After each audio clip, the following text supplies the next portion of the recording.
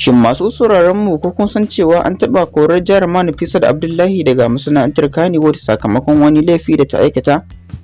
Ku biyo mu a cikin wannan shirin namu a cikin babbar tashar tamu ta labarai, a inda za mu lissafo muku jerin jaruman Kannwyood mata da aka taɓa kora daga masana'antar Kannwyood tare da laifukan da suka aikata wanda shine dalilin korarsu.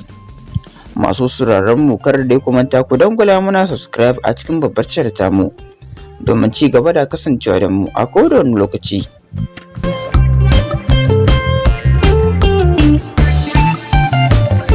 Jarumar da za mu fara da ita dai ita ce Khadija mai numfashi. Ita ma dai shahararriyar jarumar Kannwyood ce wadda a yanzu haka korarriya ce daga masana'antar. An kore ta ne daga masana'antar Kannwyood sakamakon wani babban laifi da ta aikata. Jaruma Khadija mai numfashi dai ta tafi zuwa ƙasar Nijar a wani gidan gala, a inda aka hango ta a cikin wata gajerar bidiyo tana yin wata rawa da bata dace ba tare da Musa Yaro, shahararren mai yin rawar gala a ƙasar Nijar ɗin. Musa Yaro dai yana taɓa jikinta a cikin wannan gajerar bidiyo, wanda hakan shine dalilin dakatar da ita daga masana'antar Kannwyood. Jaruma ta biyu ita ce jaruma Samaha M Inuwa. Jaruma Samaha M Inuwa ma ita ma korarriya ce daga masana'antar Kannwyood.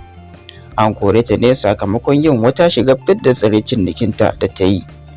Jaruma Samaha M Inuwa dai ta yi wannan shigar ne a inda ta ɗaura a kafafen sada zumunta Instagram da Facebook har da TikTok. Jama'a da dama sun yi Allah wadai da wannan shiga da ta yi, a inda kalaman mutane suka jawo hankalin hukumar tace fina-finai ta masana'antar Kannwyood. Aka dakatar da ita daga masana'antar. Jaruma ta uku ita ce jarumar Rahma Sadau, wadda ita ce jarumar da ta fi kowace jaruma a masana'antar Kannwyood aikata laifuka. A shekara biyu da ta gabata, jarumar Rahma Sadau ta ɗora wasu fotuna a kafafen sadarwa inda ta bayyana tsiraicin jikinta. Ta dalilin waɗannan fotuna ne aka samu wani kafiri ya yi kwamen na izgilanci ga manzon Allah a ƙarƙashin wannan fotunan nata.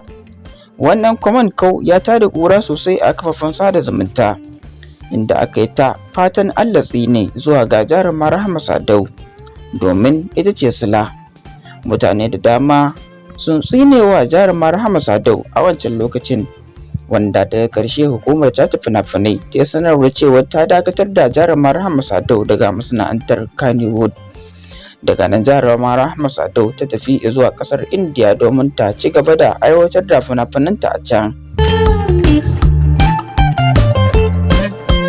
Jaruma ta hudu kuwa ita ce jaruma NAFISAT Abdullahi, wadda ita ce jaruma ta farko da aka fara dakatarwa a masana'antar shirya fina-finai ta Kannwyood. An dakatar da jaruma NAFISAT Abdullahi ne sakamakon ta hada wani gagarumin batti wanda aka yi rashin kunya tsantsa.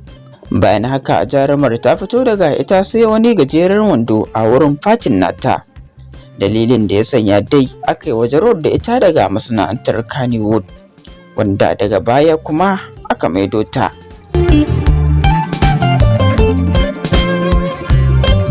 Jaruma ta biyar kuwa ita ce jaruma Safiya Yusuf, wadda ta fito a cikin shahararren shirin nan na kwana 90.